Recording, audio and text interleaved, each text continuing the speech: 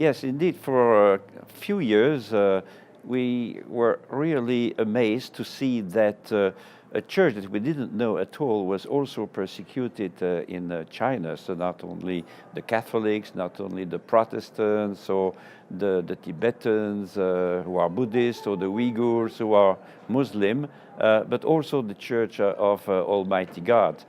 And we got conflicting news and reports about that church. And we hesitated a little bit because we said, okay, what is that group? It is totally unknown.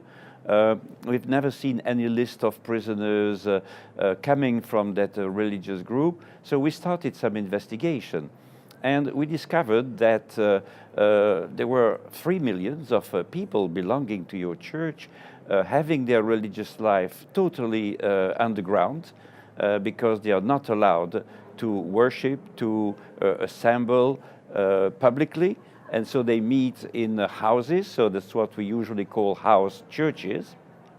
And it's only people meeting other people and talking about their faith that was the engine that explains the expansion, rather fast, I must say, of your movement.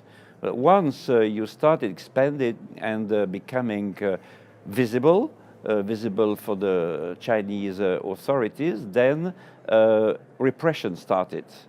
And of course, we have a mechanism in our human rights organization that monitors prisoners for religious reasons around the world.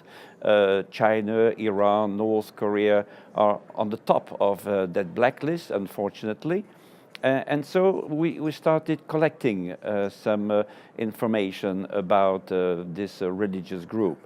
And not only names of prisoners, but also their personal stories, their daily life that was totally disrupted by the authorities, just meeting in a house or even in a park to share their experience of God or reading their, let's say, holy books or religious literature was attracting the attention of the authorities and automatically their repression. So we thought that something had to be done. And we knew we indeed needed to investigate that group.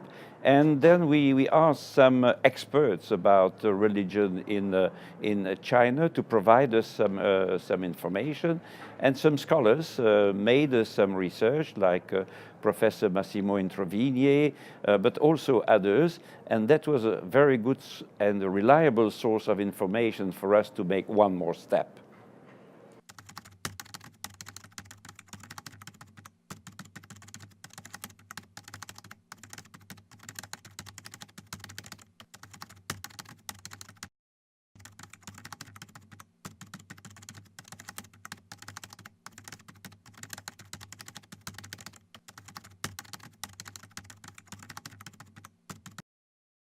Yeah, frankly speaking, as you said, China started spreading some sort of propaganda against your church. And that's what disturbed us at the beginning. So what to do? Where is the truth about your religious movement? And then we realized that it was all fake news about your religious group. And second point is that we saw a number of those members of your church coming to Europe, to France, to Germany, to Italy, to Greece, to Switzerland, and many others, but also in South Korea, for example. And they were complaining because the authorities of those countries, democratic countries, were not granting them political asylum. They were waiting for a long time, 1 year, 2 years, 3 years sometimes. And then suddenly in South Korea, they got an order saying, well, your application is rejected and you must leave the country. You must leave the country. It means being sent back to China. And being sent back to China means to be arrested, to be imprisoned, to be beaten, and then maybe without any trial to be sent to prison for a number of years. And we thought this is a humanitarian situation that must be revealed to the outside world, because those fake news had influence everybody around the world. The radios, the television channels, the authorities deciding about whether or not to grant political asylum, and so on and so on.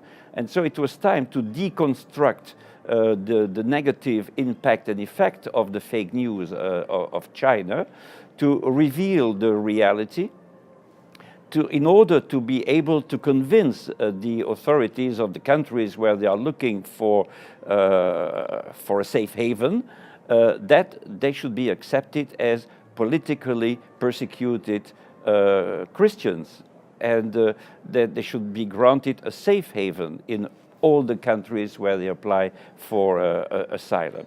And that's what we are now in the process of. So convincing not only public opinions, but also decision makers, political decision makers and others, that those people are peaceful, they don't represent any threat to the state security or to human security in any country where they are, that they have not committed any act of violence. But if they are sent back to China, they will be victims of acts of violence. So that's the process that we are now engaged in.